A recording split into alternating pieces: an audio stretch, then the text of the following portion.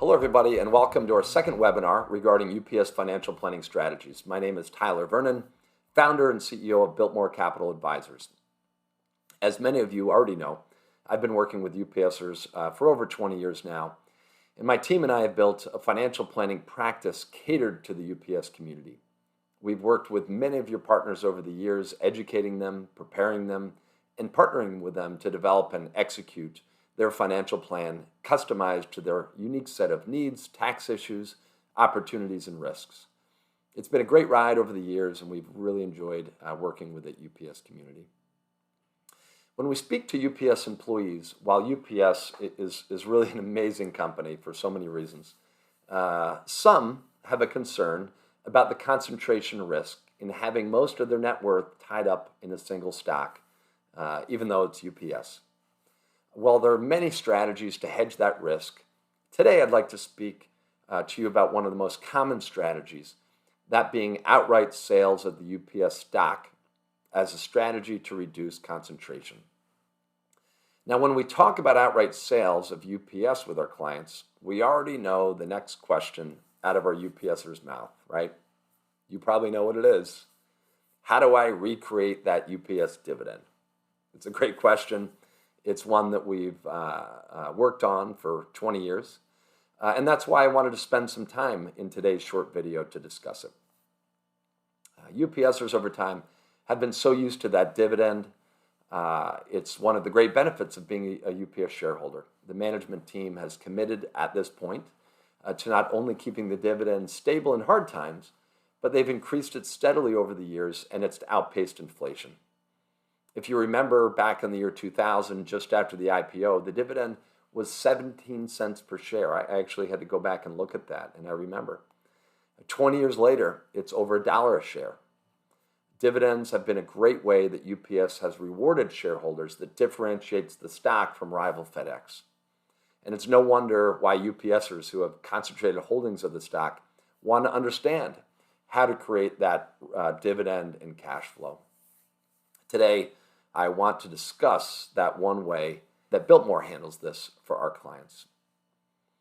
As an example, I want to take somebody with 10,000 shares of stock. Now, you may be watching this video and have over 200,000 shares or only 2,000 shares, and it really doesn't matter. The math all works out the same. 10,000 shares just seemed to be a good round number for this conversation. So, as we look at that 10,000 shares at today's dividend of $1.01 a share, and again, they should be increasing the dividend very soon. That's $4.04 a share. That's over $40,000 of annual income on that 10,000 shares. With the stock that's trading around $165 as we speak, that's just shy of a 2.5% dividend payout. Now, I want to bring you through this example selling plan for a fictitious client by the random name of Jim Casey. God rest his soul. So let's dive into that. 2,500 shares in this fictitious client's selling plan are to be sold. But this client wants to wait till $170. They want to get a little bit more juice out of it. The stock has hit 170 in the past, and it just seems to be a good mental target for diversification. So in dollar terms, that's $425,000 worth of UPS in the sale. So let's say in this example that this person has an average cost basis of $120. So that's a long-term capital gain, meaning that it was held for over a year of $300,000. For example reasons, let's say that they have a state tax of 6%. It's around where Georgia is, and a federal capital gains tax rate of 15%. So a 21% all-in tax rate on the gains of their UPS stock. Now, keep in mind, these numbers are very important and can change depending on the state, your taxable income, current laws at the state and the time, and other factors. And so most of the time, we want to bring your CPA in the loop when we make some of these assumptions. But as per the below, the capital gain will be about $50 a share on the 2,500 shares, or $125,000 capital gain. at a 21% tax bracket. That would make the tax $26,250 that would be paid to Uncle Sam, leaving the dividend reinvestment proceeds at just shy of $400,000, about $398,750. The dividend loss on the 2,500 shares is about $10,100. That's what's gone once they sell. Now, for many of you UPS families, we not only want to replace that dividend, but for many families actually increase the cash flow when you go into retirement. Because as you know, for people that qualify for the pension, your pension may only be about 60% of your income when you're working. So we want to find ways to increase your cash flow, and this is one of many. So let's dig in and talk about how to increase and enhance that cash flow. Many UPSers come to us, and this is a very frequent conversation, and say that they need dividend-producing stocks to do this. So in this example, that if their dividends on UPS were paying $10,100 on the 2,500 shares, that they want to come up with stocks that will pay us at least that $10,100. Now the problem in this is that there are many companies that may be great companies that don't pay that 2.5% dividend. So if you think as a funnel of all the stocks in the marketplace and 2.5% dividend rate as this funnel, and only stocks that paid that or more would pass through, there are most of the stocks in the universe that would not be included. So I want to drive that in a little further for maybe some of you who don't follow the market as much. So let's look at some stocks back in 2020 and the impact that they had on the S&P 500.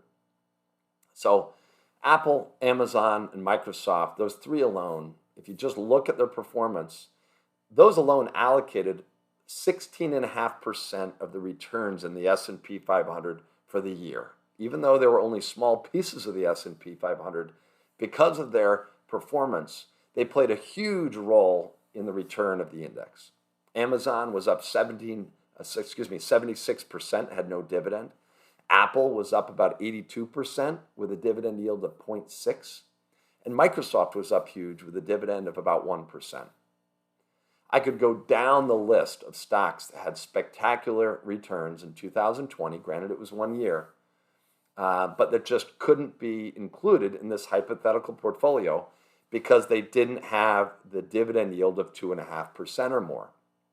So I want to take this a bit further, and if you take a look at the screen, I want to share with you an index of high dividend paying value companies. Typically, some of the companies that I just mentioned are growth companies. They're growing their earnings. Now, typically, value companies have larger dividends. And if you look at this area in the market, specifically large cap value, you see that that area of the market was up 2.8% in 2020. Now, if you look at the large cap growth counterpart, again, the large growth oriented stocks in the United States, they were up over 38%. Now, these companies typically don't pay big dividends.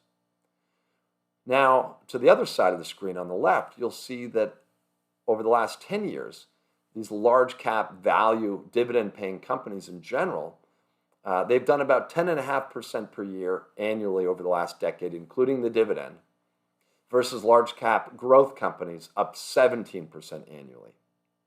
So you would have had about 7% annual outperformance by having large cap growth stocks in the portfolio.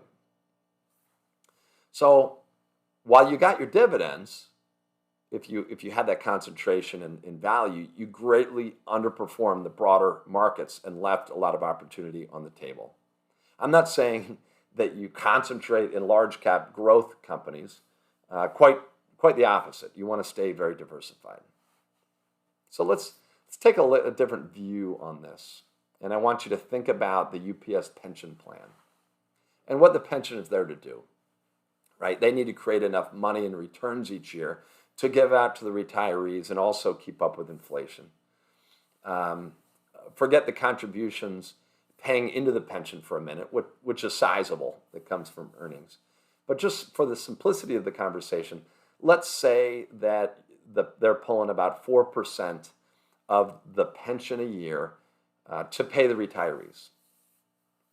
Do you think the investment committee sits around and says, let's only look for stocks paying at least 4% or more in dividends?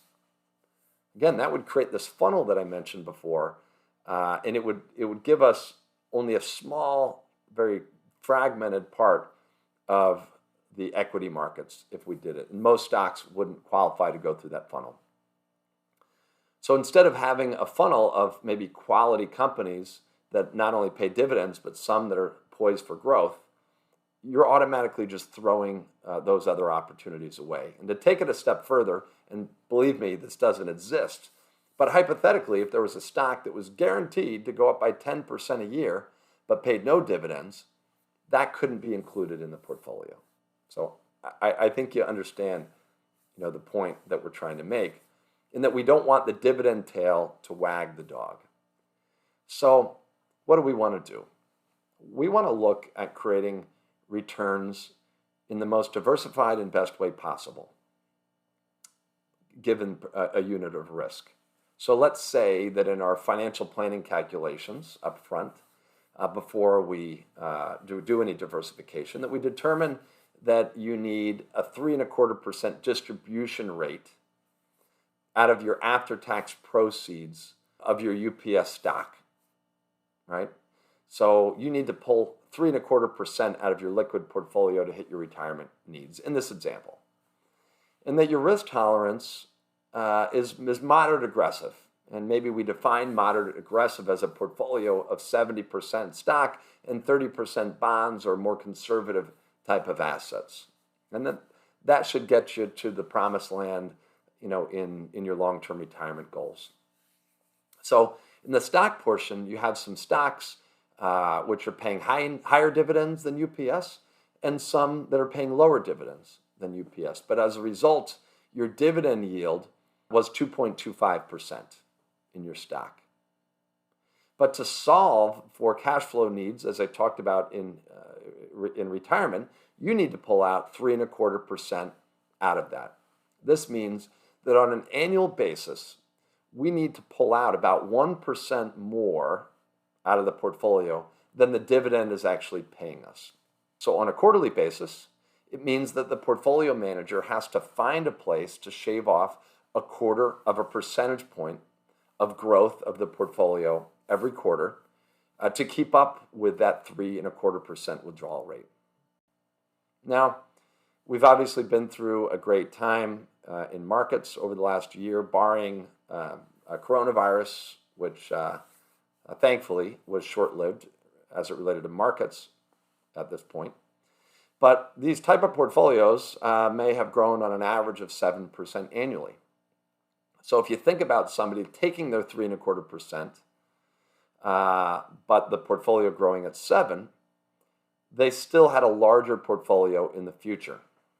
Now, one of the positive things about this is that it forces the portfolio manager to actively rebalance.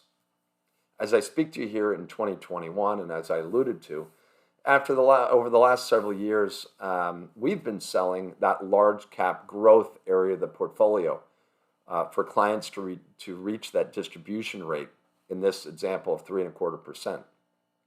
This is that area that I mentioned a little earlier that has outperformed the other areas of the market annually and has been growing at 17% over the last 10 years. And what it does is it forces us to trim those areas of the portfolio that have done very well to help keep risk aligned so we don't have any area of overexposure. The returns have easily made up for the distribution rate in this example.